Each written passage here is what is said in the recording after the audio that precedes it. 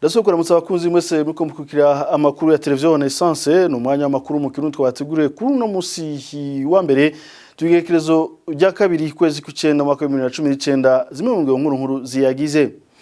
Umukuru w'igihugu ca Tanzaniya Pombe Magufuli asabwa ashimitse gusubiramwo neza kiweza amasezerano igihugu arongoye cyateye ku mukono yo kwakira no gukingira impunzi. Ivyo navyo vyo mutuma yubahiriza ayo masezerano mu kudasubiza impunzi z'abarundi ku nguvu mu gihugu bavuyemo. Ivyo tukaba twisanga mikete yandikiwe mukuru w'igihugu ca Tanzaniya n'ishirahamwe shamaje gitaho impunzi. Ishirahamwe naryo idanira ibicaro vya politike yo mu karere ka Afrika y'ubuseruko Atrocity Watch risaba igihugu ca Tanzaniya nako ngo giteguriye kwitwarira igihugu ca Tanzaniya mu masentare mpuzamakungu mu gihe itosubira ku ngingo yafashe yo gushaka kwirukana impunzi z'abarundi ku nguvu. Mu mpera zano makuru naho tubafitiye amakuru nani radiyo mutegurirwa n'amaradiyo RPA Inzamba na televiziyo Renaissance. Uno munsi turabira hamwe ingaruka z'imiriro nyakanga mw'ishamba cimeza rya Vyanda riri mu manuko bw'igihugu. Reka subira ndabipfurize ikaze.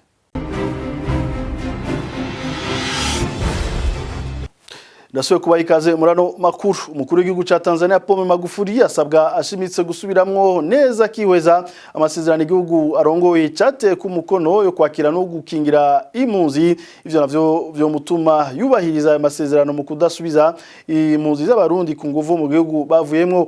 Ivyo biri mikete yandikiwe umukuru w'igihugu ca Tanzaniya n'ishirahamwe shamaje gitaho impunzi kw'isi. Muri iryo kete aratangazwa n'ingendo y'ubutegetsi bw'Ibujumbura iriko irakora yo gutahukana impunzi ku nguvu, kandi nabo nyene bagizwe nabigeze guhunga kandi batashe ku bushake bwabo inyuma y'amasezerano y'amahoro yo mwaka wa 2001. Idonido na mugenzi wacu Denis Ndayikengurukiye. Muri iryo kete ry'ishirahamwe shamaje mu gace ka mbere ku ngingo yako ya 5 kubijanye no gutahukana impunzi atankomanzi kavuga ko impunzi zitahuka ku bugombe bwazo, kandi ko ico kintu ari ca mbere kubitegerezwa kubahirizwa, kandi ko atampunzi itahukanwa ku nguvu itabishatse.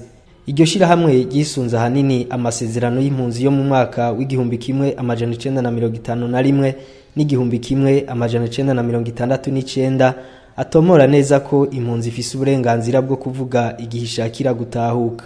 Muri iryo kete ryandikiwe umukuru w'igihugu ca Tanzaniya, iryo shirahamwe rivuga kandi ko ivyo bije kwiyongera ku bindi bijanye n'uko impunzi z'abarundi zironka imfashanyo y'intica ntikize ku isi yose.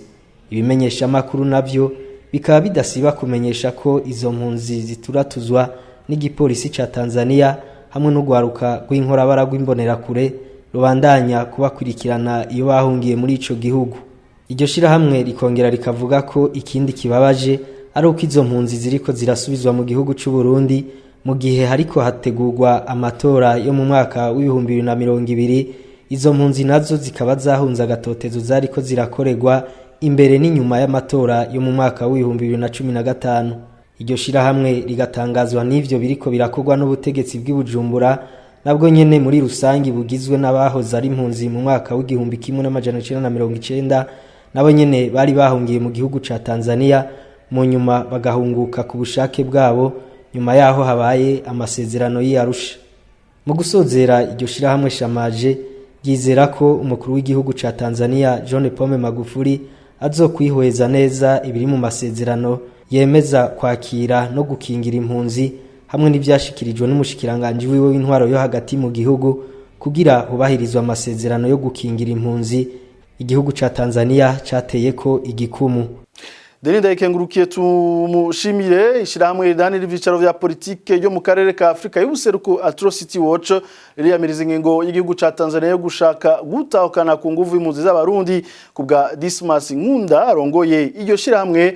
Iyo ngingo iteye kubiri n'amategeko mpuzamakungu akingira impunzi igihugu ca Tanzaniya cateye ko umukono ngo hamwe rero ico gihugu kitohagarika iyo ngingo iryo shirahamwe rizokwitwarira igihugu ca Tanzaniya mu masentare mpuzamakungu. Tumukurikire. First of all, it's wrong.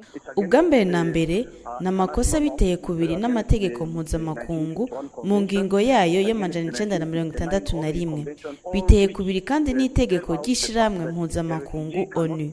Ayo yose aravuga ko impunzi idashobora gusubizwa ku nguvu mu gihugu yajivamwo. Nyimba Tanzaniya cafashe ingingo yo gutahukana impunzi ku nguvu, cahonyanze amategeko yose, nzi neza ko Tanzaniya cateye ko umukono. None nigiki amashirahamwe adaharanira inyungu za politike yokora mu karere kugira ngo agondoze Tanzaniya ireke ico kintu? Hari uburyo bwinshi. Ubwa mbere ni ukwitwarira leta ya Tanzaniya muri sentare y'akarere ka Afrika y'ubuseruko kubera cahonyanze amategeko cateye ko igikumu. Iyo sentare irafise uburenganzira bwo guhagarika iyo ngingo yo gutahukana ku nguvu izo mpunzi. Hari nubwo gusohora inzandiko zatewe ko umukono n'abanyagihugu baturuka mu karere ka Afrika y'ubuseruko. Co kimwe n'amashirahamwe adaharanira inyungu za politike mu ntumbero yuko Tanzaniya yogondozwa ngo ihagarike iyo ngingo yo kwikura ko izo mpunzi z'abarundi. Eka n'umugambwe MS Tirate ivyatsi imvugo y'umushikiranganje w'intwaro hagati mu gihugu Pascal Barandagiye aherutse gukoresha mu kwagiriza igisata c'ishirahamwe rya ONU citaho impunzi kw'isi HCR ko kiriko kirakamisha impunzi z'abarundi. Bitashimirimana avugira uwo mugambwe ati nyabuna humwe bwa Afrika n'ishirahamwe mpuzamakungu ONU bikwiye kwegera leta y'u Burundi kugira buyifashe gutorera umuti ibibazo bihari ari nawo muti wotuma impunzi zitahuka.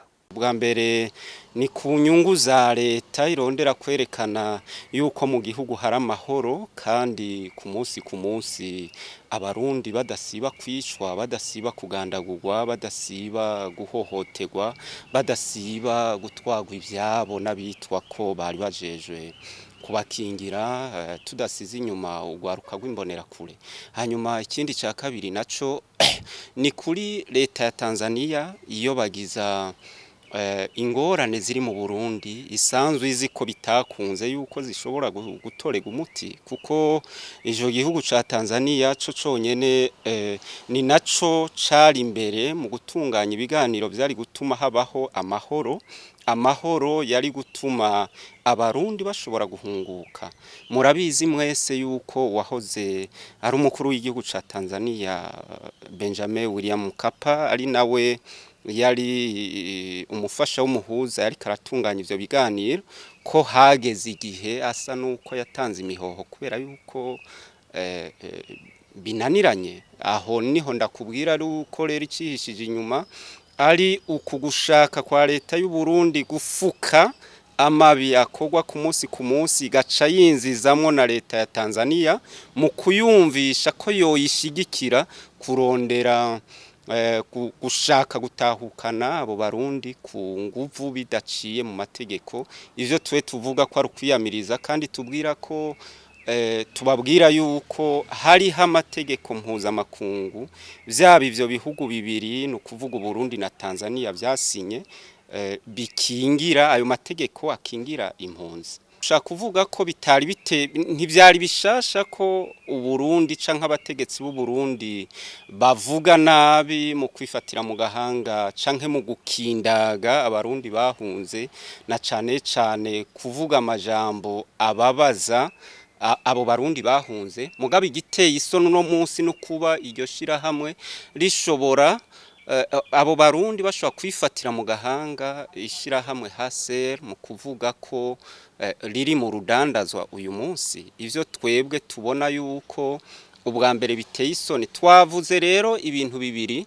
Icambere twabwiye amakungu na cane ishirahamwe mpuzamakungu ONU hamwe n'ishirahamwe ry'ubumwe bwa Afrika uwo mushikiranganje canke leta y'u Burundi isanzwe irimo mu kwihutira atiriwe aratakaza umwanya muri ibi n'ibindi kurondera ingene hobaho gutekana igihugu biciye mu mahoro n'umutekano kugira ngo izo mpunzi zataye izabo, kugira ngo izo mpunzi ziri mu ngorane, kugira ngo izo mpunzi ziri mu bibazo zishobore gutahuka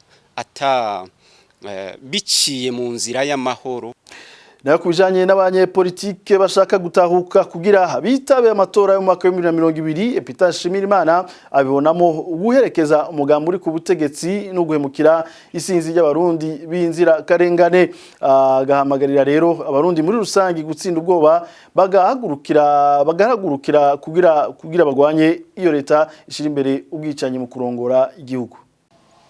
Twaheruka gusohora itangazo aho twafatiye ku munywanyi wacu mukuru umugambwe Nshimikiro Gido muri zone Kamenge uyu munsi isigaye iri muri commune Ntahangwa yanyurujwe n'abategetsi b'u Burundi kuko turabizi neza yuko yatwawe nabo mu biro vy'iperereza. Hanyuma co kimwe rero n'abandi barundi babandanya bicwa, babandanya bapfungwa, babandanya bangazwa canke batwagwa ivyabo, aho twerekanye ko muri kino gihe icari kimenyetso umuntu wese yoba atari bwabone ko mu Burundi bidashoboka yuko muri kino gihe haba amatora yogomba kugifatira ko ngo abone yuko muri kino gihe bidashoboka ko hatunganywa amatora meza, amatora ahurikiwemwo bose mu gihe hakiriho ubwo bwicanyi bukorerwa abarundi batandukanye kandi bukogwa n'inzego zizwi. Hanyuma ku banyepolitike nabo bashaka gutaha, abashaka gutaha canke n'abanyepolitike bashaka bari mu Burundi bashaka kuja muri ayo matora batazoba bakoze gusa igicumuro gisanzwe ca politike, ko ahubwo bazoba bagize ikindi kintu kibi cyane cyo guhemukira ayo maraso y'inzira karengane ariko araseseka, cyo guhemukira abo barundi bagorewe mu makambi y'impunzi, cyo guhemukira abarundi bagorewe mu busho butandukanye canke bariko barakorerwa ibidakorwa ku munsi n'inzego za leta kubera kukurondera iki canke kiriya no kuvuga ibibanza baharanira canke ibindi bintu vy'amaronko bisumba ubuzima bwa kiremwa muntu. Aho ni naho tabako ubwa mbere abantu bombonako abanyepolitiki y'abarundi bobonako ikari gihe cyo kugwanira kubanza gukiza uburundi buri mu isanganya, buri mu kaga, buri mu ngorane zatewe n'umuntu umwe yitwa Petero Nkurunziza hamwe n'umugambi wiwe CNDD-FDD bakabanza kurondera gutunganya no gukuraho izi ngorane zihari biciye mu biganiro vyohuza abarundi bose muri kino gihe ata muntu numwe akumiriwe, vyoheza bigashika ku ntumbero yo gutunganya amatora meza. Erabwiye mucamake Amakuru n'umwanya w'ikigabane kw'isoko mutegurirwa mugashikirizwa n'uranirwa radio RPA inzamba hamwe na televiziyo Renaissance. No musi tuzakurabira hamwe ingaruka z'imiriro ya Nyakanga mw'ishamba cimeza rya Vyanda riri mu bumanuko bw'igihugu c'u Burundi. Thierry Bigirindavi niwe adushikiriza kino kiganiro. Nta mwaka ucijana imiriro ya Nyakanga idaturiye amashamba mu mihingo itandukanye mu Burundi. Iyo miriro ifise ingaruka mbi cyane ku banyagihugu no ku bindi binyabuzima biba muri ayo mashamba no mu micungararo yayo. Ikigabane kw'isoko kiza gushimikira kubibera mu ishamba cimeza rya Vyanda no mu micungararo yayo. Thierry Bigirindavi ni jewe ndiko ndakibashikiriza kazi. Ishamba cimeza rya Vyanda rifise uburinganire bw'amahegitari 3900 inyuma yaho iteko ry'umukuru w'igihugu ryo mu 2011 ribugabanirije rikabukura ku mahegitari 4500 ryari rifise kuva rigitangura gukingirwa mu mwaka w'igihumbi 1982. Turetse ko hari imihana irenga 300 iba muri iryo shamba, hasanzwe hari n'ibikoko aha twavuga nk'imafu, inkende, ingeregere hamwe n'ingurube zo mw'ishamba. Iryo shamba risanzwe ritunze ibiti by'ubwoko bwinshi harimo icitwa ingongo gitanga ibyunyunyu byitwa azote bikenerwa n'ibindi bitegwa. Iryo shamba cimeza ryo mu manuko bw'igihugu risanzwe riri mu ntara zibiri Bururi na Rumonge, co kimwe n'ayandi mashamba birakunda kubangamirwa n'imiriro ya Nyakanga mu mezi ya Mukakaro, Myandagaro na Nyakanga. Kuva ku munsi wa Mungu hari imisozi iri kirasha mu micungararo y'iryo shamba. Muri iyo harimo witwa Nyabukumba usanzwe uri muri iryo shamba nyene. Mugenzi wacu Emile Nibasumba wo muri radio RPA yaravuganye n'abanyagihugu bamwe bo muri commune ya Vyanda iri mu ntara ya Bururi, baramubwira imbonyamukuru zituma amashamba turigwa. Abanyagihugu bavuga ko bafise uruhara runini mu guturira amashamba ari aborozi. abanyagihugu bamwe bamwe b'ivyanda bavuga ko 90% vy'amashamba turigwa biba bifise intumbero yo kurondera umuyonga w'ibitungwa na cane cyane inka. Utwo twatsi tw'akanovera tumera inyuma y'amezi make ishamba rihiye, aborozi bavuga ko batotugisha. Muri ico gihe haraturiga uruhande rw'ishamba cimeza canke ugasanga iryo shamba rirafashwe biturutse ku bitara bihana imbibe biba vyaturiwe. Abandi batera imiriro ya Nyakanga kubw'abanyagihugu b'ivyanda n'abaturira amakara. Kubwabo umuriro uturiye ibiti bivamwo amakara mu itongo ry'umunyagihugu urashobora gutandukira ayandi mashamba ari hafi yaryo. Hariho n'imicanwa yaka bivuye ku zindi mpanuka zitazwi, ariko ivyo ngo bishika gake. Abanyagihugu b'ivyanda no mu micungararo yaho bagasigura ko imiriro bene iyo igoye kuzimya. Bamwe mu bacungerera mu mashamba cimeza harimo ivyavyanda bavuga ko bitoroshe gusigana n'abayaturira, na cane cane ko abo bayacungera baba ari bake. Iyo miriro yitwa ya Nyakanga ikaba ifise ingaruka mbi zitari nke kubwo umuhinga mu bidukikije Mamere Sarushimike. Umuriro wose utikiza iryo shamba, inkukuri civa kuri iriya mitumba yose iri muri komine Vyanda, akanovera kagatahira mu kiyaga Tanganyika, kabara gahombe kw'isi ndimwa. Umuyaga utuma uba mwinshi kubera amashami n'amababi y'ibiti biba vyaherengeteye. Ibikoko bisigaye muri iryo shamba bikagira ubwoba, bikituna, bikaja mu dusoko tutashikiriwe n'umuriro. Bimaze kugira ubwoba ntibisubira kurondoka neza ku rugero vyahora birondokerako kubera ubwo bwoba. Birabura ico bifungura kubera ya masabasaba, ya mufeza, ntumbaswa, vyose biba vyatikijwe n'uwo muriro wa Nyakanga. Aha rero ntitwibagiye amazi y'ikiyaga Tanganyika aca tosagirwa, aca yandura inkukura yose y'amazira ntokava hariya kuri iriya mitumba yo mu Kigwena ya Muzimu, ikarangurura muri ayo mazi nayo akandura akadutera ingwara. Hanyuma rero urumva ubushuhe nabwo nyene buca buba bwinshi kubera iryo shamba ritakinunuza wa muka wa gaze carbonique. N'ikirere rero kigatosagirwa, hanyuma uwo mwotsi urimo ubumara bwitwa carbone na dioxine. Aba muri iryo shamba cimeza uko bama bahema iyo myotsi bazohava bandura ingwara za kansere n'irizuguhema. Abanyagihugu bamwe bamwe muri komine ya Vyanda bavuga ko nabo nyene bahahombera uburyo baba bakoresheje mu gutera ibiti ku misozi yabo, kuko navyo nyene hari aho iyo miriro itabisiga inyuma. Naho biruko Mamere Sarushimike avuga ko hagiyemo gushaka iyo miriro ya Nyakanga vyoroshe kuyituza. Ni ikintu coroshe cyane, vyokogwa n'abarongoye umutumba, n'abarongoye komine Vyanda na Rumonge n'imitumba ya komine Vyanda n'amazone yose, nibo boza ubwa kare mu guhimiriza abanyagihugu baba muri iryo shamba cimeza yuko ata muntu yosubira guturira umuriro. Bakararira bagakoma induru umuriro wadutse, ikinduru ikaba nini, amategeko akaja mu ngiro, bagafata abo bantu baturira kwa amategeko ariho. Ni naco gituma kuri iyo miriro ya Nyakanga twasaze babura amatari kambere gushika ku mukuru w'igihugu ngo ico kibazo cy'imiriro ya Nyakanga agishire mu minwe kugira iyo miriro ya Nyakanga ituzwe. Ariko naho umuhinga avuga gutyo, bamwe mu banyagihugu b'ivyanda batubwiyeho gutuza iyo miriro bidashoboka muri kino gihe. Igishobora kwituza ku bwabo banyagihugu nishirwa mu ngiro ry'umugambi wa leta wo kurimira no kugaburira ibitungwa mu mihana utekanijwe gushirwa mu ngiro guhera mu mwaka wa 2021. Integuro y'ibwirizwa rigenga uwo mugambi ikaba yaramaze kwemezwa mu nama nshingamateka na nkenguzamateka mu kwezi kwa Nyakanga umwaka wa 2018. Ikigabane kw'isoko kijanye n'ingaruka z'imiriro ya Nyakanga mu gihugu kikaba kigarukiye ngaha. Thierry Bigirinda vyinje nariko ndakibashikiriza naho butaha. Ni kuri kino kiganiro cyo soza ko amakuru turashikiriza, kandi bashimwe mwese mwariko muradukurikira naho butaha.